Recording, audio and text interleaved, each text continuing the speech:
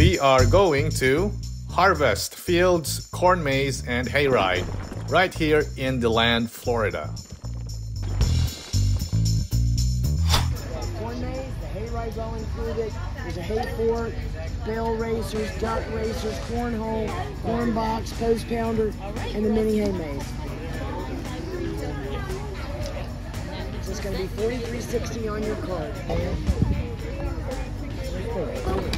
So right after the entrance, may mga pumpkins. Pwede kayong bumili kung gusto ninyo. Kung ayaw ninyo, dili man sad sila mamugos.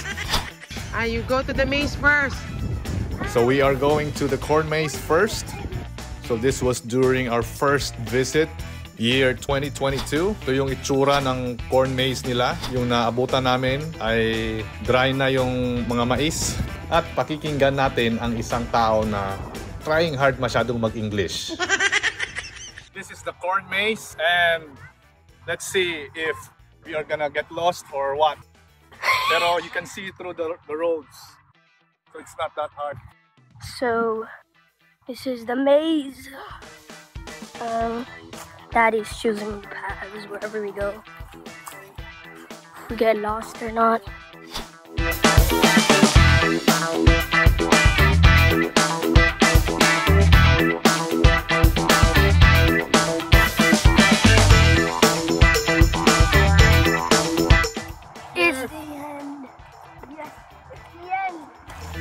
So we did it for 2022.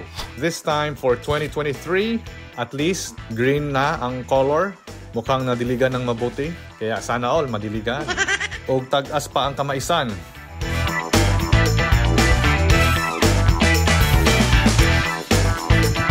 Pwede tayong magtaguan.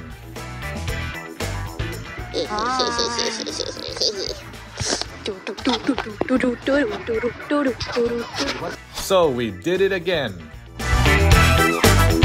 Next is the hayride.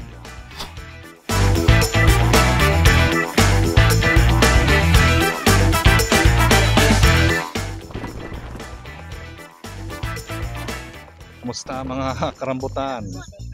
Ngayon ay sumasakay kami sa tractor.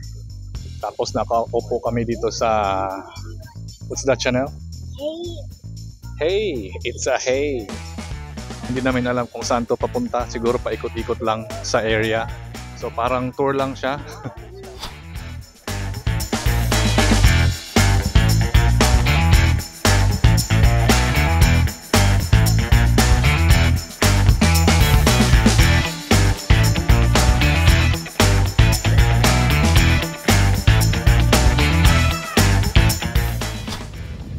This time, rest muna para magmerienda.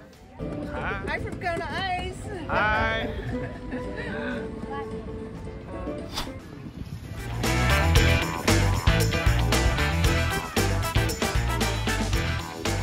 Mine turns into dark blue. And then, continue sa iba pang mga activities for kids. Kagaya nito, di ko lang alam kung ano ang tawag. Siguro pasok ka sa Imbornal Adventure. Pagulong-gulong sa Imbornal Adventure. Pasok ulit sa Imbornal. Pwede ka rin magpokpok gamit ang hammer to test your strength. At marami pang activities. Pero yung Imbornal Adventure talaga ang nagustuhan namin.